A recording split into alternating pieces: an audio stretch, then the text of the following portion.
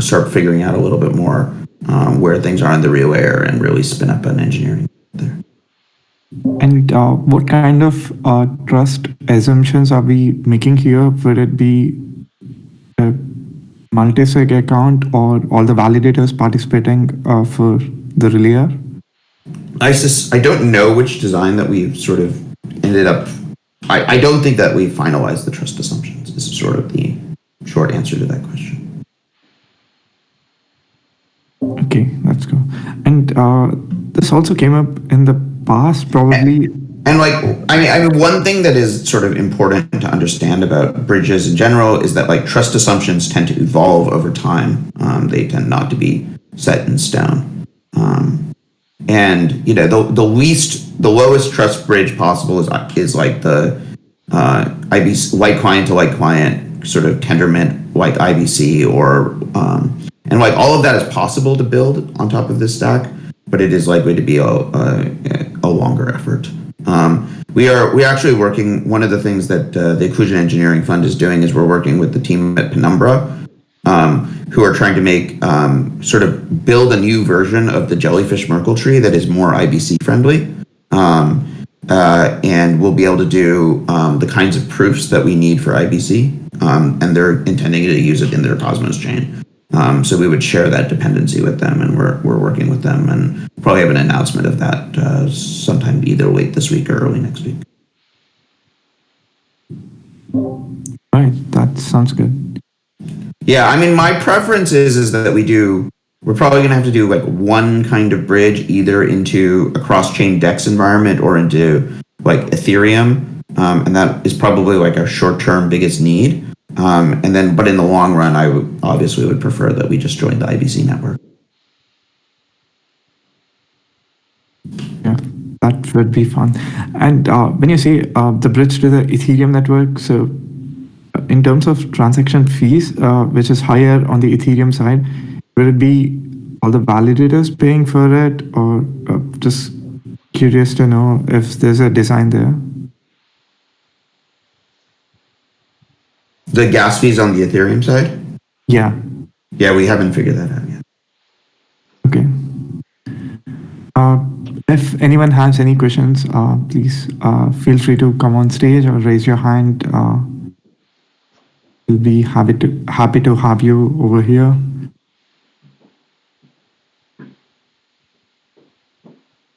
And also, can you talk about the partnership with the Mysten Labs and what's happening over there? And yeah, I mean, this is obviously the biggest news of today. I have 3 minutes, so I can't go into the greatest detail, but we are doing a Twitter Spaces this afternoon to talk about it. So I would encourage everyone to join the Twitter Spaces. Basically, the way to understand what Mysten Labs is there have been a variety of different teams that have there were a variety of different sub teams with different sort of technical visions that were part of sort of the DM project at Facebook.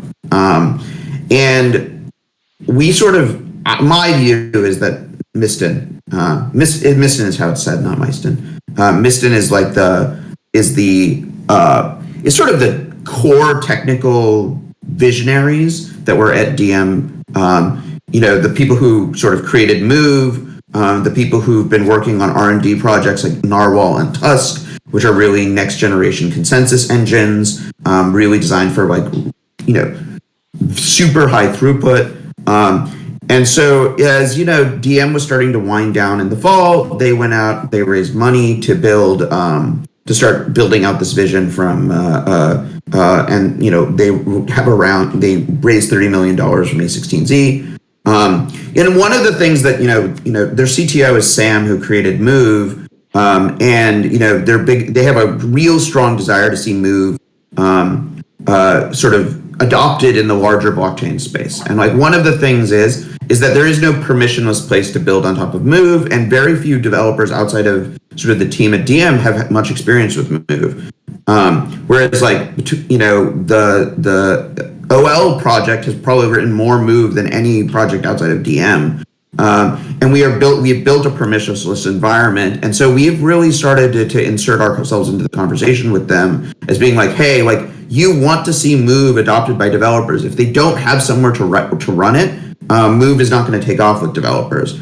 And so one of the things that we're trying to do is align our technical roadmap and the Mysten technical roadmap. One of the questions that everyone asks is, what is going to happen to this project after, with DM winding down, we sort of lose our upstream. And there are successors to the DM project that are emerging. And we're building alliances and allies with them. And collectively, we think we can actually be the sort of, take these technical artifacts and bring them to the future.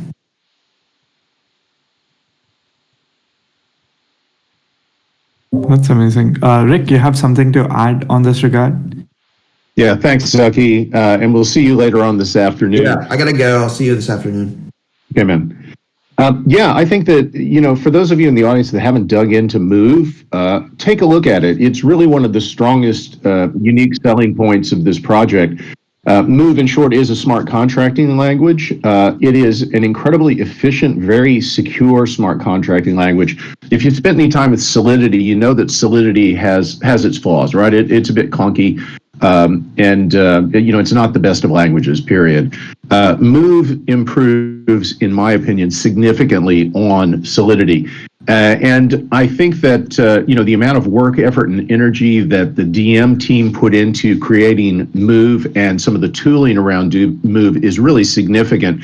Not all of that has seen the light of day. So when Mysten picked up the funding from A16Z and started up, I was super encouraged by that, because finally there's a place outside of Meta, Facebook, that's really focused on Move and bringing the ecosystem into maturity. So we are the only place where, you can run public permissionless dApps using the Move language. We're the only place. And that's going to be, going forward for us, one of the neat selling points of this project. So if you want to learn more, and I'm going to stop now because there's no need for me to prattle on, plus I'm not a developer. This afternoon, there is a Twitter Spaces event where Zaki will be present. Sam Blackshear, the creator of Move, will be present, CTO of Mysten Labs, and Evan Cheng, who's the CEO of Mysten Labs and used to lead development on, maybe somebody here knows. I don't know if he led the DM team or the Novi team. Anyway, he's part of the core crew from out of Meta that left. So those guys are going to get together, possibly some other people, and have a talk about Move, talk about alignment with OL, and how we're going to take this forward. Information about how to attend that is in a couple of different channels inside of Discord here, including the general channel. And we'd really help it if you guys would help us spread the word and show up this afternoon and show those guys some love. It's super exciting stuff. Over to you, Shashank. Thanks a lot for the updates from there, and I would just leave the stage for Lex right now to present us about the brand values deck and give us updates from the comms working group. Cool, thank you. Can everyone hear me? Yes. Fantastic. How much time do I have? I'm like a presenting liquid. I fill up however much time you give me. You can take up to 20 minutes. Okay, great. How can I share my screen? That is not possible in a stage setup. It's strictly a conversational forum. Interesting. Okay, I will verbally gesticulate a presentation. This will help me be more brief. Okay, so we have a branding and comms working group. If you feel like sharing the slides, maybe just leave it in the general channel and people can go through it while you're speaking. It's okay. I'll drop something in after because I'll just try and keep it natural. So the branding and comms working group is concerned with things that are essentially marketing activity of the project. And one of the first things that you need to establish when doing marketing is you need to sort of design and articulate your vision, your mission, and your soul, and like who you are, who you're for, and so on. And I think we've done some pretty cool stuff up front in launching the project, in describing a vision for the future that we're aligned with, in, messaging the type of a vibe that we want to convey, in anchoring in openness and transparency, and a little bit in the cyberpunk culture, and kind of signaling to technical progress as well as liberation. And I think we had various seeds around what our brand should be, but over the last couple of weeks, we've done more work around that with a foundational survey that is helping us establish or just figure out who we are for and what do we look like as a starting point, and trying to get some principles down that we can organize around. And so the network brand survey, I'll post, for those of you that haven't taken it, I'll post it in the general chat so that you can contribute to it, and then we can update the views there as well. But what we wanted to do there is figure out our audience, then figure out the values that we want to represent to that audience, and then kind of figure out some modes of being that result from that, as well as the core values that we want to represent, and according to which the community and the brand, like the visual brand and the content and the things we say, all come from. And so the first bit is going to be around sort of like, who is Zero-L Network for? Which kinds of folks do we want to take action? What kind of action do we want them to take, and so on? So the first bit is, we asked people if it was, who do we want to attract? Is it developers? Is it validators? Is it retail holders or application users? Is it institutions and enterprises or governments? Is it nonprofits or social impact? Because I think we use a lot of these words in talking about the project. And pretty overwhelmingly, our community wanted us to prioritize developers and bringing developers into the ecosystem, which is not a surprise, but it is important to sort of like just lean into how important it is for us to attract folks who are building things. Then second was users of applications, which is a feedback loop with developers. And then thereafter, it was kind of a split between token holders or coin holders, so people who have a commitment to the project, and then potentially institutions that support things as well. But by a large margin, it's the idea of the developer user funnel. And then in particular for developers, we talked about, are we trying to go after the Web3 developers who've been around for a couple of years and already know Solidity, and we kind of want to convert them out? Or are we looking for people in Web2 who are crypto curious, who are maybe starting their journey, but have an opportunity to lean into the Move programming language and get deeper? Or do we want to go fight the hard fight and convert the crypto skeptics and persuade them and kind of get them over the line? And again, in this in this question, fairly overwhelmingly, it was, let's target folks who are crypto curious, who are interacting and thinking about smart contracts for the first time, and how do we pull them into Move instead of another ecosystem?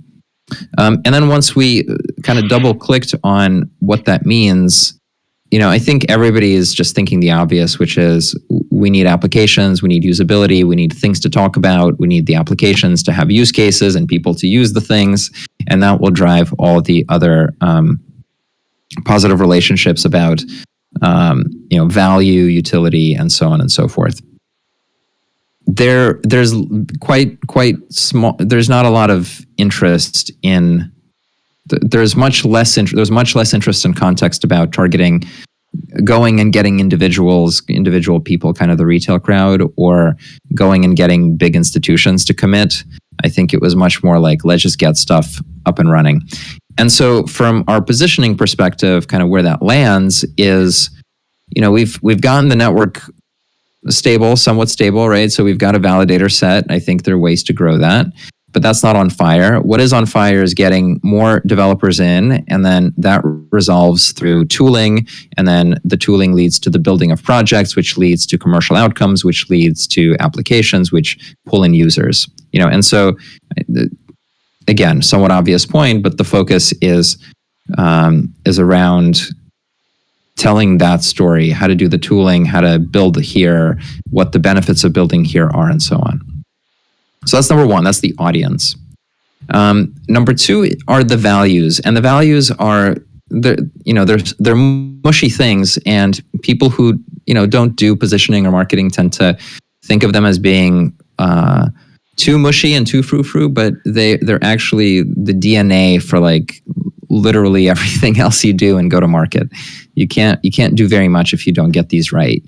And so the values roll up into a set of things that represent this project, that is going to be used in all the language on the site, that's going to be used in the choice of color and the choice of design, of how we represent ourselves to the world.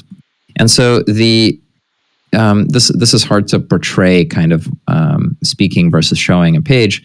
But there are three types of values that we wanted to narrow in on.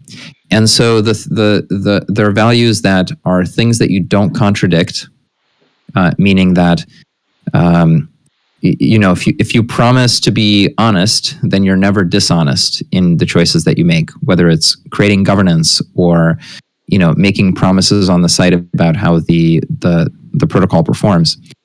So that's do not contradict. And then on top of that, there are values that you compete on. So things where you lean into it to become different from others in the space, that are unique to you and you can use as a sword. And then finally, on top of that is the heart or the soul of the project, which is really the language that you try to communicate everywhere and that you try to express through visual directions and media and so on. So we did a bunch of surveying and a bunch of kind of free fields, and the outcome is the following. So kind of at the very core, at the bottom, the things that we don't want to contradict, right? We always want to be a place for builders, and we want to be a place for builders as well as for regular people, like always accessible, always easy to build on, like a safe place where people can come and be safe in a legal sense, safe from being persecuted, in a financial sense, safe from volatility or being rugged, and safe in the programming sense, in that my code is safe from hacking because this language is better for it. So that's another one. We want to be innovative and revolutionary, but I think in a way that is supportive of that safety. So we want to be leading the edge, and it connects to the origin story of DM and so on. But I think it is in support of some of these other values that I'll touch on in the next phase. So that's don't contradict. And then you compete on, so these are the things that you differentiate on. It's this idea of some technical features, being fast, being next generation relative to prior generations of software, being performant, so like a good product that is empowering to people who use it. And then there's also these, I think, playful and freeing are words that are unique to us. We've been not very good at kind of communicating that visually, from like all of our footprints look different, but I think as we do more to build out the visual direction, like being playful and freeing, but not sort of like metaverse insane and schizophrenic, is going to be an interesting needle to thread. And then finally, for the heart of the project, there's a lot of the use of the words open and liberating, which is really a fantastic troll. And so I think I definitely want us to commit to those words. So open, liberating, which again connects to the founding story. Community driven came up over and over again. I think that this is a real community and like the people here are actually the ones who are driving this is really important in terms of the design of the project and in terms of like its values. And then being transparent and inclusive, which are connected to being community driven. So again, there's a foundation of being for builders, for regular people, being global. We compete on being a faster, better feature set, but also playful and freeing. And then our heart is open, liberating, transparent, and community driven. Okay, that was a lot of words to describe. So I'm gonna take a breath. Okay, and then we played with these three metaphors, three visual metaphors that I'll kind of paint for you, and then we'll talk about them. So the three metaphors are as follows. The first one is the Bitcoin cyberpunk anarchist techno dystopian view, right? So a person in a hoodie, everything's pink, matrix numbers in the background, hacking away, blowing up the global banksters, right? Rhetorical point. So that's kind of one version of the world, this counterculture revolutionary telling. Then there's a second story, a different one, which is it's all a game. The world is a series of games, and we get to choose what kind of people we are and how we want to be. And we can playfully prank or we can playfully change and impact the world by creating new games together. If we don't like how something used to be, we create the place where we want to be, where we are, kind of much more happy and fulfilled because we build it together. And so there's the Robin Hood imagery that's embedded in Otto. There's some of the wording in the foundational white papers reflect that vision. And then the third potential world is this very professional world. Like we power the institutions of the world to transition to a safe and compliant blockchain that is performant and will run their big software. And so you can think about like a skyscraper processing lots and lots of value, right? And so we asked folks which of these three feel the closest, the most connected to where we want to go. And I'd say it's kind of a 2/3 split for that second version of the world, a world that is playful, empowering, and opening up. And then 1/3 version for the techno-anarchist version of the world, where there's a little bit of a hard edge to it. Like it's a game, but also like don't cross us because we're mavericks. And then there's a sliver of this like institutional support. So that really helps us design colors. It helps us design imagery. It helps us lean into a story about what's going on with the network and who the network is composed of. So I think that's probably as good a place as any to stop. I'd love for more folks to actually contribute to filling out the surveys. So again, we'll make sure to drop that in the channel, and then any feedback or conversation that folks want to have or reactions, that would be fantastic too. And just a shout out to Lex. Lex, you've really been driving this, and thank you very much for having a vision on this and sticking with it and putting in the hours. I know you're super busy. Design Sage has really jumped in and helped us a bunch on this too, but just wanted to give you a shout out. Thank you. All right. Thanks for the presentation verbally. And yeah, I think we have some time for Q&A right now. If anyone has any questions or want to know more about the design or the partnership with the Mysten Labs, this would be the right time.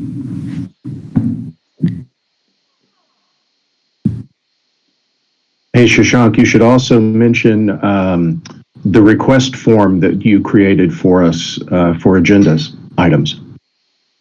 Yeah, so I do have a couple of announcements while you are thinking about the questions. The first is the elections coming up for the working groups. So most of the working groups are trying to decide on their members for different roles like archivist, broker, and coordinator.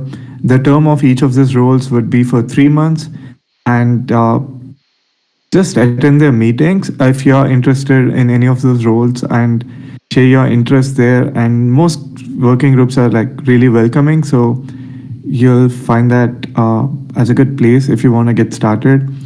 And regarding a Twitter room, which is with the Mysten Labs and few of the contributors from OL, including Zaki, joining us at 4 p.m. Pacific time and 7 p.m. Eastern. So just check out the Twitter account for Otto to see the link to join it. We also have that shared in the announcements channel. And all the people who took some kind of payments from the Hustle Karma DAO, please fill out the form, the survey which Comstock has shared. That would be really helpful for us to analyze if the payments are being made properly, and what do you think about the payments, and would you work on similar bounties in the future? This feedback is really important for designing the workflows and processes for Hustle Karma. And if you want any particular events or like requests for interviews or items to be added on agenda, it could be anything right from applications which you're working or building at OL for the OL community, or could be some community driven efforts which you intend to do and need more volunteers for. Just let us know. There's a Google form posted in the announcements channel. Fill that out by end of Sunday so that we have that in place for the agenda for the weekly community meeting. I think that's all from my end. I'll leave a minute or two for questions if anyone has any, or else I think that's all for today. Yeah, hey, there's one thing we definitely should mention, which is the big news that came out of Meta and aka Facebook this week, right? For those of you who have had your head down in a monitor and have not been paying attention to what's going on in that part of the crypto world, the official announcement from Meta came out this week, confirming the rumors that we had heard last week that they were no longer going to be, or I should say that the DM Association has sold its assets to Silvergate and are moving, if you will, out of the space. Been a lot of talk about what's Silvergate going to do with the technology. What impact does this possibly have for our upstream code? There was some interesting speculation in some of the business press yesterday about Silvergate's intentions to launch a stable coin, which says to me, and mind you, I'm speculating wildly here, so don't put too much stock in it, that Silvergate was interested in the DM project primarily for its payment network attributes, and not necessarily as a platform for running dApps or any kind, most certainly not any kind of decentralized governance or architecture other than merely a node network. But we shall see what comes out of that. The question is what impact does this have for us? The general response from everyone I've talked to has been quite positive. The Mysten Labs announcement, of course, helps us sort of capitalize on that, and we've got a couple of other press release items and announcements coming out across the next couple of weeks to also help capitalize on that news. Are we the heir apparent for that code set? I would say yes.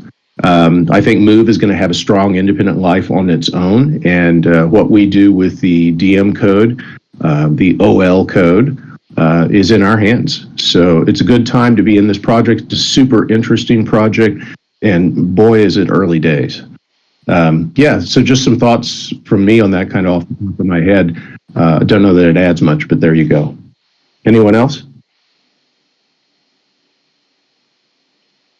Yeah, that's really interesting. To be honest, they have this line that they want to have 5 million people using Move by 2025 is one of the goals of Mysten Labs, and you can be in the first hundreds by working on Move right now. So that's really early, I would say. If you're interested, now is the right time. I actually do have a quick question on that.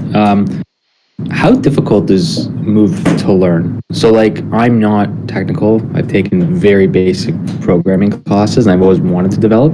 Is this something that is not the proper entry point for non-technical people, or is this an opportunity to like start your development learning? Shashank can probably speak to this more authoritatively than I, but the only reason I jump in is it sounds like you and I have sort of the same sort of skill level, right? And so I have looked at Move, and I didn't find it to be incredibly daunting. The one thing I will say that's on the downside for someone like us is that some of the tooling isn't there that you would find with other systems, and so that makes entry a bit more challenging. But the language itself, the structure and syntax is really accessible, and I dug it. I thought it was well done. Shashank, you've spent a number of hours inside the code. What do you think? Honestly, I think it's like a little bit on the high level languages, so it is probably easy to pick it up. But as you mentioned, there are some aspects on the documentation which are like probably not as developed as widely used languages. So that could be a little bit concerning for someone who's just getting started. But I like first few programs, and you should be able to go ahead pretty easily. And that's also a good opportunity because there are a lot of bounties right now to just provide some support on the documentation as and when you're learning. So new developers who are just picking up with Move can easily come into the ecosystem. I mean, like long answer short, it's not too difficult and daunting to get started. It's probably a high level language, and there are also capabilities of formal verification, so which helps you get into like the bugs before even you might notice it on production, and good unit testing. So you should be able to pick it up pretty easily, I'd say. Cool, thanks.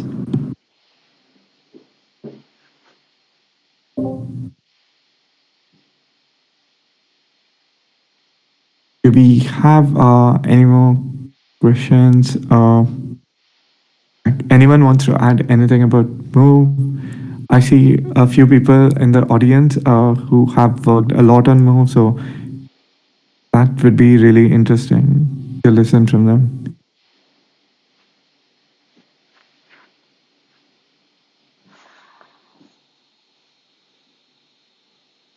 All right. If there's nothing, thanks everyone for joining. We'll see you all next week for the community call, and we have working groups meetings coming up. There's planning and comms, which is starting an hour from now, and governance working group meeting tomorrow. So just feel free to drop in to different working groups, and also the Twitter space, which is happening later today. See you all around on Discord. Thank you. Everybody, thanks for coming.